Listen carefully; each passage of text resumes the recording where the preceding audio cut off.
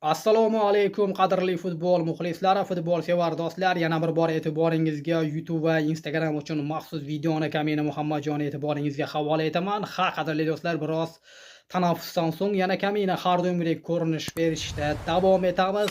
Qadrli do'stlar, bizni kutayotganlar, bizni kutganlar va bizni yo'q bo'lib ketdi deb xursand bo'layotganlar, xursand bo'lishga shoshmang. Biz tirikmiz, biz yashamoqdamiz, biz ijod qilmoqdamiz.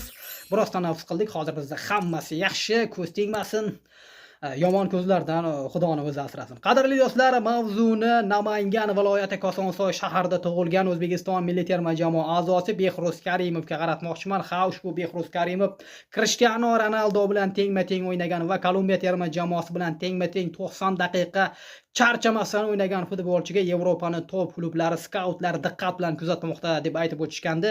Xususan Angliya Premyer Ligasi, Fransiya, Italiya A seriyasi va Germaniya chempionatlaridan unga taklif bo'lishi mumkin degan gaplar juda ham mish-mishlab, bolalab ketgandi va haqiqatan shu gaplar rasman o'z tasdig'ini topdi. Behruz Karimov Yevropa klubi bilan shartnoma tuzdi. Lekin qadrli do'stlar, bu Yevropaning top klubi emas. Behruz Karimov Shveysariyaning Lugano klubi bilan shartnoma imzoladi. Deyarli muvaffaqiyatli muzokara va muvaffaqiyatli shartnoma tuzildi. Ya'niki nima uchun aynan Yevropaning top klublari emas, aynan Shveysariya klubi, o'rtamiyona klubida o'ynashni ma'qul ko'rdi degan savolga albatta quyidagicha javob berildi. Behruz Karimov hali yosh, o'z faoliyatini o'rtamiyona klubdan boshlab va Yevropaning top klublariga o'tgani ma'qulroq. Shuning uchun u Shveysariyaning Lugano klubini tanladi degan fikrlar bilan javob berishdi muxlislar va futbol mutaxassislari savoliga javob.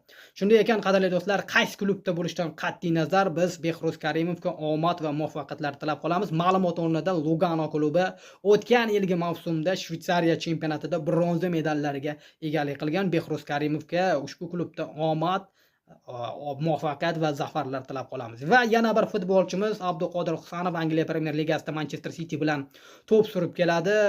Amaldagi shartnoma 2029-yilgacha edi va yana Abduqodir Husanov bilan yangi murabbiy kelgandan so'ng yana qo'shimcha +2 shartnoma tuzildi.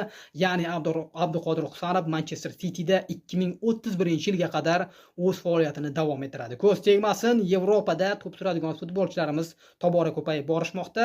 Jahongir O'rozov haqida hali rasmiy ma'lumot yo'q. Unga katta ehtimol bilan Germaniya klubi qanaqadir shartnomalarni va muzokaralar to'xtab qolgan. Unga Rossiya Premyer Ligasidan takliflar bo'layotgani va muzokaralar boshlangani haqidagi mish-mishlar chiqdi.